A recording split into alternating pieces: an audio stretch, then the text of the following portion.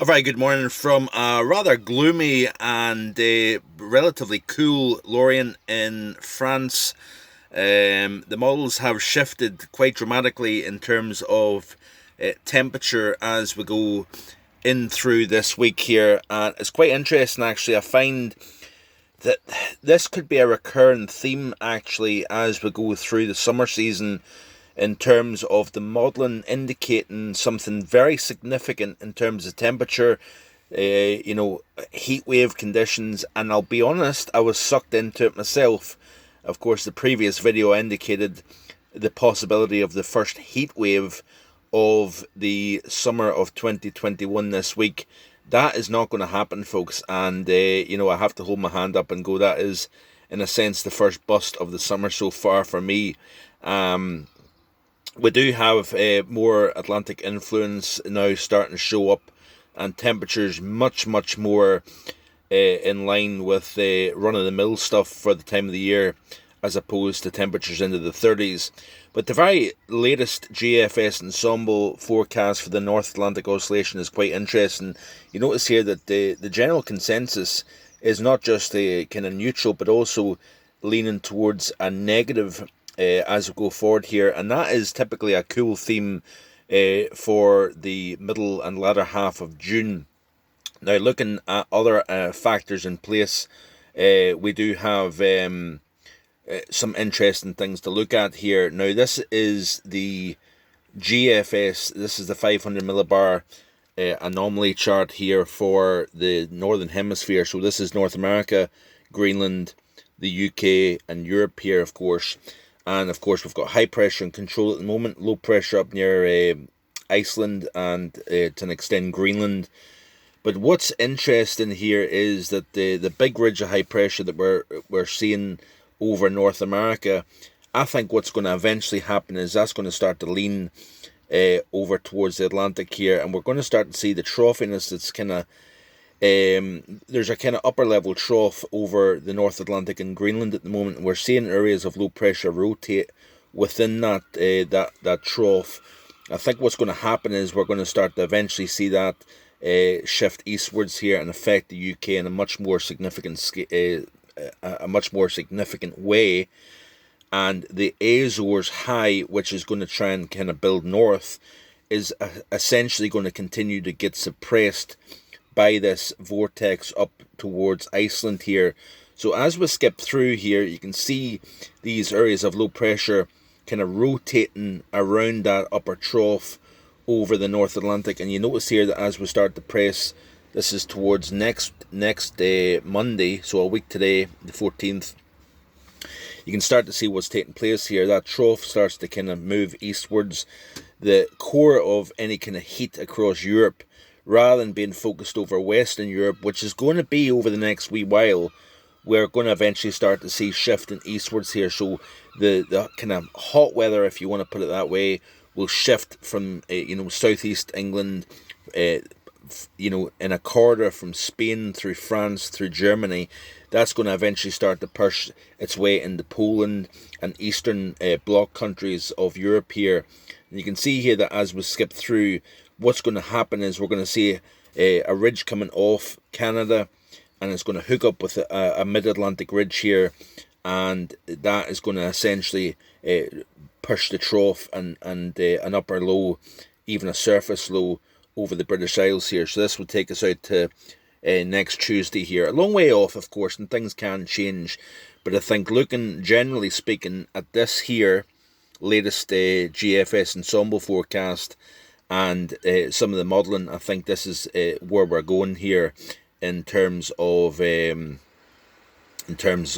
weather. And what's also interesting is, of course, we've warmed up the North Sea somewhat, and even waters, the Bay of Biscay, the English Channel, warming up somewhat because of the warm weather that we've had.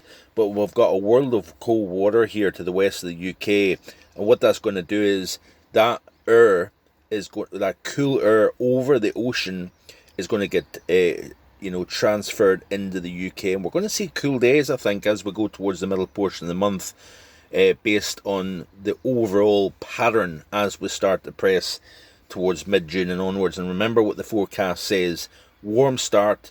Then we'll start to see things cooling down. We'll see low pressure becoming more established and more of an influence during the second half of June here. So it's going to be interesting to watch, that's for sure. And this is the actual forecast model here for, this is the GFS and the 500 millibar height anomalies here. And you can see here as we skip through the loop, high pressure largely in control at the moment.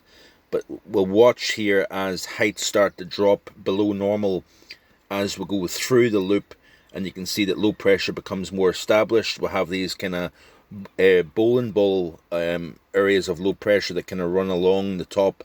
What happens is that suppresses the northward progression of the Azores high, and we never really get properly warm. Now there's a nice little bulge in high pressure here towards Sunday the 13th, so that's next weekend here.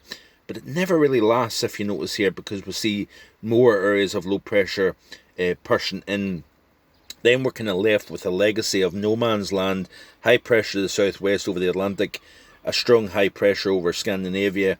But then we've always got that next trough or area of low pressure that moves in and continues to suppress any kind of permanent or semi-permanent type of ridge developing here. And that there, folks, is a cool enough pattern during the second half of June. So if I'm being honest, I like the way the models are going based on the forecast that I've got. Of course, I want to see the forecast materialize.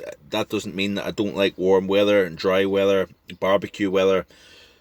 But certainly in terms of the summer forecast, this is to an extent what I want to see, because it's going to where I thought would happen. And it's going to be interesting, like I said, to see what takes place here. Now, this is the GFS ensemble. And you can see here that the next few days we'll have the warmer in place, temperatures above normal. But you notice here that as we skip through the loop here, you've got always that cooler air associated with that cold water over the Atlantic, trying to kind of push its way in. And you can see what happens as we go towards the very end of the loop. I think that cooler air, now the modelling holds the warmth over the UK and over Europe, and I think it is going to hold fairly warm, I think, across the mainland of Europe. But I think we're going to start to chip away at these temperatures over the UK here, so that'll be something worth keeping a close eye on as we go forward here. So that's it for today. No heat wave to speak about this week. Hold my hand up and say that's a bust, but certainly it looks as if we are going to see fairly decent weather. We're going to start to see more a more decrease in good weather, especially across Ireland, Scotland, the north of England, Wales, southwest even, holding on to the warmth across the southeast. But I think once we get through this week here with temperatures into the mid-20s, no higher than probably 25, 26 in London, I think the temperatures are going to be running the mill for the time of the year, and then we'll start to cool things off beyond that. So that's it for today. The sun is trying to come out here in Lorient, and temperatures yesterday driving between Cannes and here was about 23 degrees, so quite pleasant. Skies kind of mixture of sun and cloud, and hopefully as I drive back towards the ferry today, the sun will come out and we'll see some nice weather. That's it for today. Hope you have a great day. Back in the next couple of days with more. Bye for now.